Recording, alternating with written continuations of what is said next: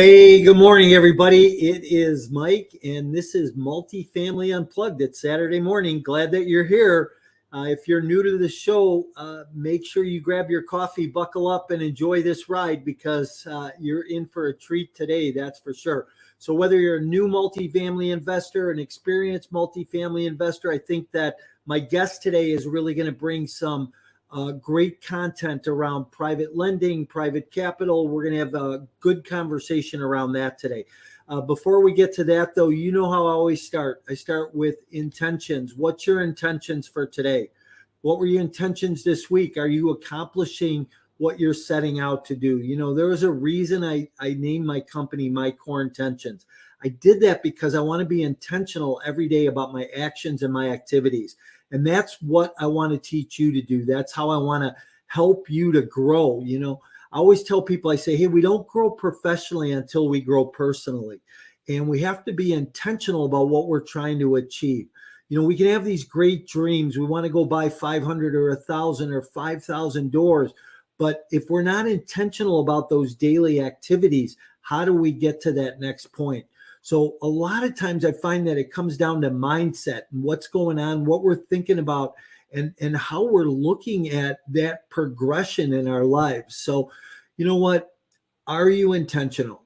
Are you taking your dreams, turning them into goals, and then taking the action that needs to be taken?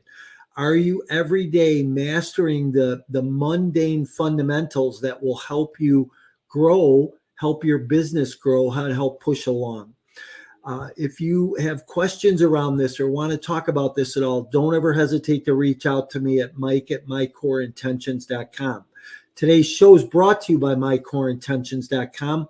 I hope to remind you again, the Multifamily Summit is coming up October 20th to the 22nd, 3-day virtual event. I know this year is going to be the biggest and best one we've done yet. This annual event that we've put on continues to grow, continues to create momentum, but I know it'll be the biggest virtual event of the year this year. So you're not going to want to miss this event. 20 nationally known speakers. We're going to have 3 panels. We're going to play cash flow, a lot going on, and a lot of networking. So make sure that you're there. Go to multifamily22.com and get registered for that event. So my guest today, Jaspreet Baveja, sorry, I'm sure I messed that up, with 4 Winds Capital Investments from Northern California. We're going to talk about private lending and private capital. So let me bring Jaspreet in. Hey, Jaspreet, good morning. Good morning, Mike. How you doing? Hey, listen, sorry about killing your last name, man. I hate when people do that to me, but why don't you straighten me out? Tell people your name. So my name is Jaspreet Baveja, and I am here in the Northern California Bay Area region, just like you said. The multifamily investment company that we have is called Winds Capital Investments, and our founders, 3 of them were Navy members. One of them still is a Navy member. All 3 of them were in the Virginia area, but now one is in Virginia, one's in Florida, one's a nomad around traveling on a motorcycle across Europe. And I'm here in the California region. So yeah, we've got everything covered. Were you in the service also? I was not. I was in the Merchant Marine for a bit, but never in the U.S. Navy. Okay, great. Well, thanks for your service anyhow. Yeah, thank you. Hey, so, you know, when I start my shows, and I've probably done, 300 episodes. What I always tell people is I say, you know, I'm going to write a book about this one of these days, but I ask that one famous question, right? What is one word that best describes you personally and professionally? Oh man, I think I'm going to go with curious. Curious. Yeah, I'm always curious of finding solutions, whether they be creative or just something simple that I've never known about. I'm curious about different cultures, different religions, different nationalities. My kids, who are not even 10 years old yet, have already been to at least 13, if not 15 different countries. We were on 3 continents just this summer alone. So we're always curious about what more can we learn, what more can we find out, and just expose them to a lot of stuff. So I think curious is the way to go. And same thing in professional life is if we come up with a problem, whether it's funding or whether it's a legal thing, whether it's a seller question or a broker thing, it's always, well, curiosity is the way to go to understand what is it that I can learn about the situation or about this issue or about a problem, and get to a solution that way. Yeah, that's interesting. You know, I'm a huge Tony Robbins fan, and I followed him for years. And I'll never forget, years ago, he said, ask better questions. The better questions you ask, the better answers we get, you know. And I think that kind of falls right into that curious mode, right? The more curious we are about things, the more we learn, right? Yep. So I think that's really, you know, listen, I don't know that I've ever had anybody say curious. So that's going to be a great word, especially when I write the chapter in the book. So Awesome. Hey, so let's tell people, you know, a little bit about you. Let's fill in some blanks, your history, you know, what you're doing, what's your history been? Sure. Yeah. Born and raised in India. So I was almost 15 years old when I came to the US. And I went to Penn State to study engineering. So I've done computer engineering, I've done computer science, I've done business administration. I did a lot of years of undergrad and got everything under the sun that I could. Again, like curiosity, right? So it was, well, how am I going to integrate this technology piece into the businesses that are going to use it? So let's go do a business administration degree as well. So it's always been the way that I've been. And so since then, I got into IT. I'm an Indian guy, so I had to go do IT a little bit, right? Just had to pay my homage to that. And heck, I even worked as an IT manager on a cruise ship that sails around the world with students. It's called Semester at Sea. I'm sure a lot of your listeners may have heard of it. And so I've worked on that. And then I actually got into healthcare business back, a lot of years ago, in 2012. And I stayed at the healthcare company. I did IT work, I did data analytics work, and I actually became a healthcare regulatory compliance consultant. And that's when I decided to quit my job and get into real estate full time back in 2019. I started real estate in 2017, intentionally started real estate in 2017. I had a primary home that became a rental that went awry, did all that stuff, but intentionally bought a real estate property in Indiana while sitting here in California in 2017. Quickly became 8 doors within 6 months, from 0 to 8. And then in 2018, I got into private lending a little bit. My first experience was, hey, Jaspreet, I need a loan for $225,000. And I said, properties in Indianapolis are like 20, 40, 60, 80, 100,000 at best. What do you need 225,000 for? Oh, here you go. I've got this massive land, farmland, 2 homes, a barn, a this and that. It's valued at 350, and you're putting in 225, and I'm buying it for 250. So I've got money in the deal. Did some research, figured it out, and I said, you know what? Actually, makes sense. Let's go for it. Within 2 weeks, I just got as much information as I could, did the deal, worked out great. And since then, I've done 300 transactions as a private lender. Wow. And so got a lot of experience there, and got into multifamily limited partnerships around 2018 as well.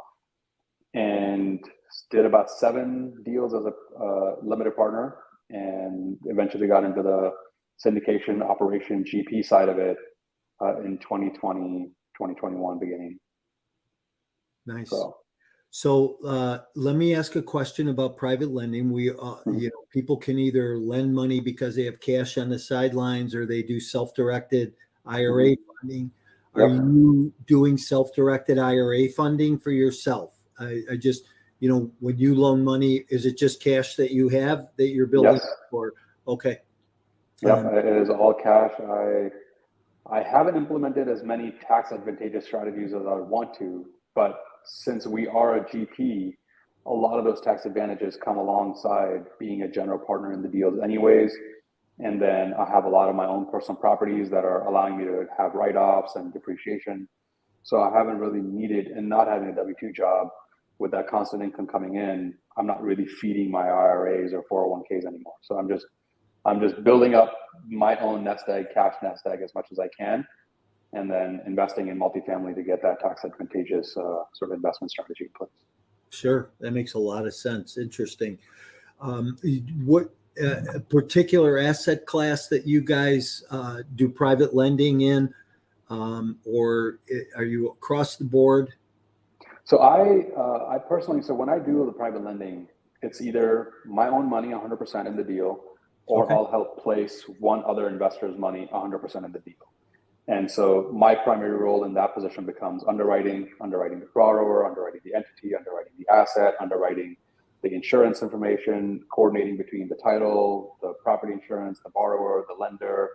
I do my own loan docs. So I've done every one of these loans that I've done. I've done the note and mortgage and personal guarantee documents myself. Well, 98% probably. Yeah. There may be a few sprinkled in there where the title company came in and did it for us. But so that's my primary role, and I'll get paid at closing to put that investor's money to work, or I'll just put my own money into the deal. And all of these loans that I do as a private lender are only in the Indianapolis market, and generally around the single family, multifamily, as to like duplex, triplex, and that's pretty much it. Nothing beyond that. Okay, because you don't like other markets, or there's that much business in the Indianapolis market? I think for me, it's all about being as risk adverse as possible. So whatever method I can use to limit my risk in any transaction, that's the way I'm going to go.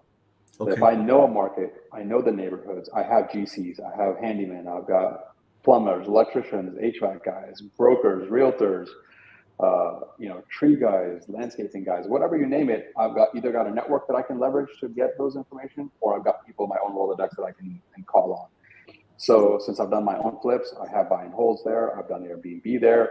So I've got a pretty large network and a large sort of knowledge base on how that market works, how it's progressed, how it's changing. And so I limit my risk by saying, well, this is the only market I'm going to do business in as a private lender, so that I can limit my risk. And the same thing with borrowers. Most of my business is repeat borrowers to limit the risk, because I know their profile. I know what they're used to. I know what they're capable of. And that's what I do. Yeah, interesting. So most of that lending then, is it all short term, or do you do longer term? 3, 6, 9, 12 months at most. So a lot of times we call this hard money, right? Is that what you're doing, is hard money? So the reason I don't call that hard money is because hard money has a pretty hard and fast rule of LTVs, LTCs, LTPs, or X amount of purchase price and this amount of rehab, or this is the rate, this is the points, this is the fees, end of story. Yeah. With me, almost everything is negotiable except for rehab budgets. I have never lent rehab budgets, and I don't intend on ever lending rehab budgets. And that's also a differentiator from hard money, right? All those guys are all about 80% of purchase price and 100% of the rehab budget, right? So I like to limit my risk, or my investor's risk, by saying the borrower will come up with a rehab budget on their own. And when a borrower sends me a request to get a loan, I will then, of course, do my underwriting and figure out, okay, if I had the money, or if I have the money right now, would I lend on this? And if I say yes, and I don't have the money, then I'll send that out to the investors and say, hey, are any of you guys interested in taking this entire loan? I don't do fractional, partnerships, TribeVest, none of that jazz. One person takes it all, end of story, no questions asked. They can decide how they want to pursue default, if God forbid there ever is one. Because right now I'm at a 0% default, 0% of foreclosures, 0 loss of principal, 0 loss of interest, and I want to maintain that. So again, risk adversity. Some people might say that there is no risk in that, right? Well, there's always a risk. People might say to you, hey, when are you going to take a risk? Yeah, I know. Yeah. But if I could generate double-digit returns with no risk, why would I go into riskier situations for marginally more money? Yeah. Which makes a lot of sense, right? I mean, exactly. It's about, I think a lot of times too, it's about protecting the capital investment. It's about protecting that principal, right? Exactly. So here, let me float a deal out there to you. If somebody needed earnest money on a multifamily property, would you do that type of a loan? I have done it. I did it once, and I think that's one of the most unsecured ways to lend your money. because there's no physical hard asset. And if the person or the entity that's borrowing it chooses to disappear one day, you've got no recourse, you've got no way to get that money back. But if you know, like, and trust the team, the individual, the owners, the GPs, the operators, and you've seen them operate and you've seen them deliver on the business plan before, then that's a pretty safe bet to say, hey, listen, I know you've got personal assets. How about we get a personal guarantee in place? How about I give you X percentage rather than the whole thing? How about we do a convertible note where my investment turns into X class, whatever shares? And, you know, so I think there's a lot of ways to get that done, and I have done it in the past, but it's not my core business. Okay. Right? It's just like you said, my core intentions, right? My core intentions are to always protect my principal, have the lowest amount of risk possible in the deal, and generate as much return as possible while leaving more than enough meat on the bone for that borrower to come back over and over again to me before they go anywhere else to do more deals. So we've just come out of a pretty bull market for the last few years, right? Yep. And there was a lot of hard earnest money stuff, like day one, right? Put $100,000 up day one. It's hard. How would you mitigate, you know, in doing what you do? And let's just stay on this private lending thing for a minute. How would you mitigate your way in that with that hard money piece? Yeah, like I was saying, I think you're going to have to rely on the operators themselves to be honorable, to be someone that you trust, to be able to repay you. If the deal doesn't close, well, you work out a deal with them to say, hey, listen, if this one didn't close and we lost $250,000 of my money that I put as EMD and due diligence and lender legal and good faith deposit, all of these things that are required up front, whether to the seller or to the broker or anybody else.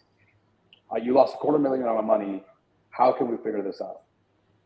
Right? And then you work with that team to say, all right, well, the next 2-3 deals you do, I'm going to work with you to take a percentage of your acquisition fees or a percentage of your GP stake in those next transactions to recoup my money plus get some interest back. Yes. Or, you know, something of that nature. So let's say in a perfect world, what's that perfect deal look like for you? You put up, $250,000 earnest money, due diligence money, closing costs, all that upfront money. In a perfect world, what would that look like for you? Are you getting back all your money with interest and equity in the deal? Is that a perfect deal? Yeah, I think that's ideally what you would want to see, is to get your principal back at closing, to get some level of interest back out of the fees that the team has generated at closing, right? Whether they be acquisition fee, transaction fee, whatever they call it. If they're charging any fees up front, then you'd want a percentage of your principal's interest back through that fees. And then you get a percentage in the deal as a equity so that you can then generate either cash flow, tax depreciation, or appreciation in that market. And keep doing it over and over again. So for me, since I am a full-time real estate investor, I need to make sure that my money is generating money every month. That's my primary goal. I need that cash flow to be able to pay the bills and run the family and run the household. Yeah. And so I don't do pure speculative, only equity stuff. Sure. And that's what this private lending has allowed me to do, is have these 3-month, 6-month loans. So I know that, on a cyclical basis, something is always coming to fruition full cycle, and I'm getting that principal and interest back and doing it all over again, setting that interest aside and putting the principal back to work. So, million dollar question. What's the cost of capital? Oh man, I think it all depends on the risk profile. It's always about the risk profile, right? The more unsecured and the more sort of speculative the transaction is, the higher the rate or the points or the fees are going to be. I haven't changed my rates in the Indianapolis market in the last 4 years. It's always been just about that 10, 12% with points if needed. So if I'm doing the transactional coordination stuff and I'm just doing the underwriting and the loan doc prep and all that, and then another investor comes in, I charge 2 points to the borrower at the closing table for my due diligence and efforts and all the work that I put into it. None of the lenders pay anything. And then if I'm the one lending the money, I charge right around that again, 10, 12% rate, no points. I just do all right, let's just pay me at the back end. I have rarely ever done monthly payments. because these transactions come back within 3 to 4 months on average that I don't need to charge monthly payments and put more stress on my borrower. Like, this is the differentiator between that hard money and private money. I negotiate, okay, well, if you don't want to pay any monthly payments, you pay me a point on the back end, so it's coming out of your profits rather than adding to your monthly costs. Your overhead stays the same as if you did borrow money, but your profit is just a little bit lesser so that you have the flexibility up front. And so it's all about flexibility. That's the one key differentiator I feel personally between hard money and private money is flexibility. Whether the flexibility in terms, loan amounts, payback, payment amounts, whatever that is, it's all about flexibility. Extensions, that's a big one. Yeah. Hey, I always believe two things. There's negotiables and non-negotiables. And if you can't create a win-win situation, it's not worth doing the deal. Oh. So, hey, let's talk about Four Winds Capital Investments a little bit. What do you guys do as a group? What's your organization? What's your company do? So Fair Winds was, like I said, formed by Navy members, and individual partners were already doing individual real estate transactions, whether buy and holds, flips, short-term rentals, private lending. We were all in the real estate space, and just recognize the fact that joining forces together and approaching a similar goal as a team is going to get us further faster. And so Corey, Jonathan, and Vadim formed Fair Winds Capital, and it actually came out of the saying from a Navy saying. It says fair winds and following seas. It's a saying that the naval officers and Navy members say to each other. So that's where the Fair Winds came out of. And the team, actually, we also have a property management company in the local Virginia market called Following Seas. So Fair Winds, Following Seas, it's all tied to that naval theme. And we are operators, syndicators, multifamily investors, and we target 100 plus units in the Sun Belt or Southeast market, sometimes the Midwest. We've got a large amount of units now in the Texas market alone. And so Texas, Virginia, we're looking at Florida, we're looking at Georgia. We've got a property in Maryland. We actually acquired the U.S. Naval Academy's Alumni Association building. So the Alumni Association is still in there paying a triple net lease. And when they vacate, then it'll be converted into an event space. And we're working with the city of Annapolis. We're working with the local Commerce Council. We're working with a third-party vendor to bring in management for event management. So we're just leveraging every strategy we can in the real estate space to help grow our footprint and to provide better returns and more diversified returns for our investors. Wow, very interesting. So how are deals penciling for you today? We know, again, that comment, right? We just came out of this really great bull run. Yeah. Interest rates are up.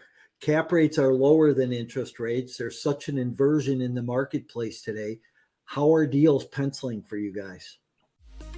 Are you ready to skyrocket your investment portfolio and leave a legacy? Are you tired of inconsistent returns received in the stock market? Then it's time you take a look at alternative investment options like a passive investment in multifamily real estate. No tenants, trash, or toilets. Just a solid return on an annual investment, including quarterly returns along the way. These lower risk and secure assets are also a great hedge against inflation. If you want to hear more about these types of opportunities, email me directly to schedule a 15-minute consultation to see if you qualify. You can email me at mike@mycoreintentions.com. Yeah, so I think that's where the networking piece comes in. So this latest acquisition we have in San Antonio, which is a 208-unit building called Alamo Estates, the seller and I actually were on the phone together, one-on-one, hashing the deal out before anybody else got involved. And so I think those networks and the relationships are going to get you farther in this market than they did before. Yeah. And, even before, you would try to get the seller on the phone, but they would just say, well, I'd rather go to market than sell right now because there's just so much competition. Right. And so I think now you're going to leverage those relationships of people that can execute, people that you know can deliver on your sale and get it done in a timely manner. So that's what we're leveraging now. Are you finding all your deals off market, or are they broker? Most deals off market? Yeah. So how are you sourcing those? We're either leveraging a network of, there are wholesalers, there are brokers who are bringing us deals off market, there are sellers reaching out directly off market, or we're reaching out to sellers off market. So we're leveraging every sort of avenue we can. And even, you have lending partners, you have property management partners, and they have a network of people that come to them to leverage their stuff and say, hey, look, I'm looking to sell this thing and buy something else somewhere else. I need to get lending lined up. Can you help me find a buyer for this property as well? And then the lending partner will reach out and say, hey, listen, I got a deal off market that you might be interested in. Let's talk to these people. Even lawyers have reached out and said, hey, I've got a client who's selling this and interested in 1031. Can you work with them and get this property under contract? Sure. Right. So it's every avenue we can. Yeah, I always believe it's like fishing, right? And I'm not a fisherman, but I believe you have one line in the water, you're only going to catch maybe one fish, right? But if you have 5 or 6 lines in the water, you have multiple opportunities. Do you have a source or something that you do that's that daily ritual, daily fundamental that brings you the most deals? I think we intentionally stayed away from just increasing our deal flow like crazy because we want to make sure that we deliver on the assets we've already acquired. So we have a lot of energy that goes into asset management, project management, and working with our property managers and GCs to make sure that we deliver on our business plans that we've already put into place. So we're not constantly heavily going into deal flow and underwriting and just nonstop churning those out. Because if we just focused on that purely, I think we will lose a lot of focus from delivering on the business plans, especially as the markets are shifting. Through COVID, everything went up. Labor, materials, delays, timelines. And so I think we've intentionally focused more on being able to deliver for our investors that already have put their faith and trust in us and invested through us, rather than just constantly getting new leads and new investors and new deals all the time. So we focus more on the asset management side than the acquisition side, but we never say no to a deal right off the bat, right? So if something comes our way, we'll just go through it, make sure we underwrite it to the best of our abilities, Yardi, CoStar, whatever accesses we have, we'll go through whatever information we can, underwrite it as quickly, back of the napkin, and say, is it worth investigating further? And then if it is, then we'll go do deeper dive and allocate one person's time to that while the rest still focus on the investor relation, the asset management project, and all that stuff. Yeah, interesting. So do you guys is it all your own capital that you're putting in deals, or are you raising private capital? Yeah, no, we're always raising private capital. So you're syndicating all those deals? Yes. So where are those investors coming from today that are putting private capital in deals? Where are you seeing the sources of those individuals coming from? I think we were seeing a lot more techie and Wall Street guys 6 months ago. And, the tech employees that had the $200,000, $300,000, $400,000 jobs looking for tax havens or tax savings somewhere. A lot of those people were coming in. And I think even when you look at private hedge funds, equity funds, private equity, all that stuff, preferred equity, I think that was more in the past and even lesser now. I think a lot of people are just scaling stuff back and not all gung-ho and heavy on, you think you're going to sell it for a 3 cap in 3 years? Yeah, that makes perfect sense. Let's go. I think you're seeing less of that now. And so people are a little bit more hesitant and a little bit more reluctant and doing a little more research. But overall, we have our own lead generation. We have marketing, we've got articles, we've got blog posts, we've got videos. So we're creating a lot of our own content to be able to educate the investor out there and help get them comfortable with us and then join our teams and invest through us. We've done both 506B, which is friends and family only, no marketing, no advertising. And we've done 506C deals where we've got, a 208 unit, $20 million property is hard to do a 506B on unless you've been in the business 10 years, you got this massive 6,000 person database that has, everybody's got 100,000 to invest, and now you raise $6 million, you're good to go. So you have to adjust your strategy for the deal that you're doing. But we like to keep in mind that, hey, these are individuals, these are people that are trusting us. We want to make sure we do right by them. And so we do a little bit more conservative underwriting, and we want to make sure we deliver. So let's talk about conservative underwriting, right? So how are you conservative? Yeah, I mean, that word takes on a lot of different meanings, I think, when you're underwriting a deal, because you still got that disparity where the seller's asking for more money than really the property's worth, and I know that there was even a period of time that people are trying to push deals based on pro forma at that pro forma. I know. And it's like, how do you get there? You can't get there. Okay, so you want me to buy it at a future price, but you want me to do all the work to get to the future price to be at zero to start all over again. I couldn't, and brokers didn't get that. They were like, well, what are you talking about? This still makes perfect sense. You're going to make a lot of money. Yeah. Oh, yeah, right. So when you're being conservative today, when you talk about rent growth and capex and exit cap rates, how are you looking at things today? I mean, from the get-go, I think on this deal alone, we were looking at a 6% closing cost. On average, people don't go in with 6% closing costs, but we go in with a 6% closing cost estimate because we know rate caps are more expensive. We know insurance is more expensive as there's been more and more people are filing a lot more claims now than they ever were before because of natural calamities all over the place. So we know insurance is expensive. We know that the cap rates are going to be more expensive. We know that the upfront reserves are going to be needed a lot more than they were before. So we're conservative in that approach. Then when we look at rent growth, let's say in the San Antonio market over the last 3 years, the average rent growth was about 9% per year over year.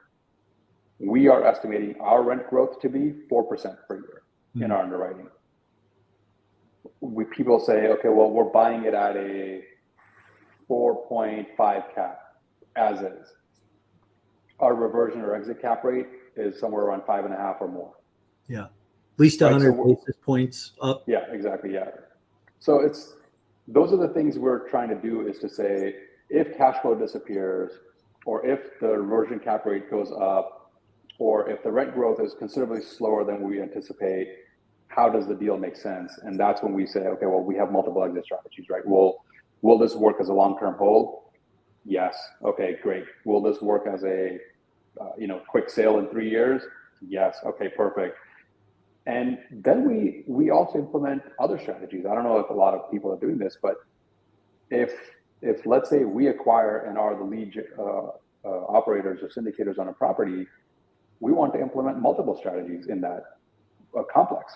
If we can convert 2 or 3 or 4 of the show units, or units that are already pretty much pre-furnished and are on display for tenants to come in and see, or potential tenants to come in and see, but we can convert them into income-producing assets by going short-term or medium-term rentals, because we've got hospitals around the corner that can easily service that. Well, that's what we're going to do as a backup plan. Yeah. Right. We look at every potential backup plan we can to keep generating revenue, to keep the property in play and generate returns, to ride out any market slumps or change in the cap rates or interest rates, any of that stuff. And that's our conservative approach, to say, how many business strategies that we have in our play can we deploy at this asset to keep it in play the longest as possible and generate the returns we promise our investors. How are you underwriting for debt today? What LTV and interest rate, and I know it's a moving target, but constantly. Yeah. When we got this deal under contract, we had X amount of stuff underwritten for, and by the time we're closing, I'm pretty sure we're going to be retrading with our lender, because that's just what everybody's doing. Yeah. And so it's very tricky to approach that subject. I'd say that we're constantly just raising what we think the rate is going to be and reducing what we think the leverage is going to be. When we were looking at bridge debt at 80%, we're now at 65%. Yeah. Right. When we were looking at bridge debt being 3 years IO and then a 1-year extension, at principal and interest amortized. We're now reducing that to say, okay, well, it's probably going to be like 2 years IO and no extensions or something, and going in with higher risk profiles in mind.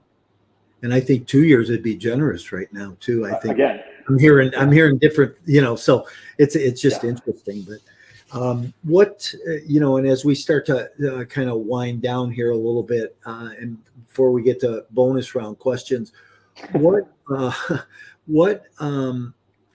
advice would you give a new investor today? Somebody coming into the market, just maybe getting, going knee deep into the multifamily space. I think if they're a limited partner, I think they should talk to as many operators and syndicators as possible. Ask them for access to their data rooms, which should, in all honesty, have the underwriting file in Excel format, not some PDF they printed and they can modify on the back end without showing the investors. We want the investors to be able to go in and modify things on their own and see how the underwriting shakes out. We give our investors access to the LOIs, the term sheets from our lenders. We give them access to all the underwriting, whether it's environmental studies, appraisal sheets, seller provided DD, rent rolls, T12s, anything that we have access to as the general partner / syndicator. We give access to our LPs to say, this is what we're using as our information base to get to the result that we're putting on our OMs to tell you, this is what we're going to be able to generate for you. So I think if they can get access to, let's say, 5 or 7 general partners and look at each of their underwritings and figure out which is the most conservative approach, who's being realistic in their underwriting, who is really understanding the market they're in and projecting, let's say, stabilization in 18 months versus, realistically speaking, it's probably going to be 24 months because they've got 300 units to renovate. I don't know how they're going to do that in 18 months. Right? Are they going to get enough vacancies? Are they going to have enough cash to pay the mortgage if they vacate that many people? It's just, I think they have to get an idea of all the different aspects of how the asset management works and how underwriting really works to then decide which general partner or syndicator or operator they should invest with that they feel the most comfortable with, that they can see they've been able to perform before, that they see they have an idea or business plan on how to mitigate the most amount of risks in their business plan. So I think that's a way that the LP should approach it. And I know you're really addressing that from the LP side, but I don't think the active side is much different. No, I agree. Yeah, I think both sides of the aisle need to treat their deals the same way. And really, I like the underwriting piece of this business because it allows me to really put a stress test on that underwriting. And I'm the big what if guy, I want to know what if the market doesn't do what we think it might do? What if the market goes the other way 3 points instead of going north 3 points, right? Yeah. I want to be able to look at that and see that on an underwriting pro forma to see what numbers look like, I know we just underwrote a deal this week and the broker said, oh, you'll be able to get RUBS back at 80%. Well, historically, what's the market doing? Yeah. Well, historically in that market, if they're getting 45% back on RUBS, that's a lot. And, the broker, you could change it. Well, I think you have to really do the legwork to find out what's going on. And your average LP, I think you're right. Your average LP isn't doing that work or doesn't want to do all that work. That's why they're perfect private investors. Oh yeah, exactly. So, hey, Jaspreet, let's shift gears here a little bit. Ask 3 bonus questions. I know you've been doing some traveling in that. What's the best tourist attraction you've seen? Oh man, I think it all depends on what your idea of a tourist attraction is. Some people are interested in landmarks. Some people are interested in nature of stuff. Some people are interested in more in history. I think Turkey overall as a country has been one that sort of hit all those. You've got so much history and culture. Constantinople, the Christians, the Mughals. You've got so many different empires that went through that region. You've got Christianity and Islam, everything has so much history there. You've got amazing valleys and natural occurrences. You've got fairy chimneys that you can go look at in Cappadocia. We did a hot air balloon ride at 3:30, 4 in the morning to go look at the sunrise over the Cappadocia Valley. And we went 7 stories underground where Christians that were being persecuted for 1,000 years lived in this underground cities that were 7 stories deep with nothing but stone, and that's it, right? So to see history, culture, and nature, and everything in between, I think Turkey was one of the best places we've been to in a while. Wow, that's pretty cool. So, as a tourist attraction, just the whole country of Turkey. Yeah. How about what's the best restaurant or food? I mean, let's talk about, you're talking about culture. What's the best food you've eaten out there? Oh man, I think my whole family enjoys sushi more than anything else. We love Thai food, we love Indian food, we love sushi, but we're vegan and we have been vegan for 6 years now. Wow. But even vegan sushi is amazing if done well. And so I think that's something we enjoy a lot, and curries and everything spicy. So that's the way to go. Yeah, cool. And the best book you've ever read?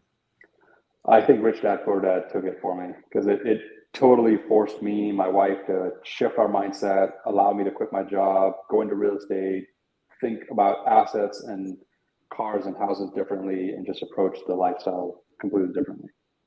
Yeah, interesting. Good for you. Well, listen, how do people get a hold of you if they want to reach out? I think the email address that you had in your banner there was the best way to get a hold of me. Jaspreet at fwcinvestments.com. Check out our website, fwcinvestments.com. You'll get a lot of information, blog posts, access to videos and information, and our deal flow if you're interested. Awesome.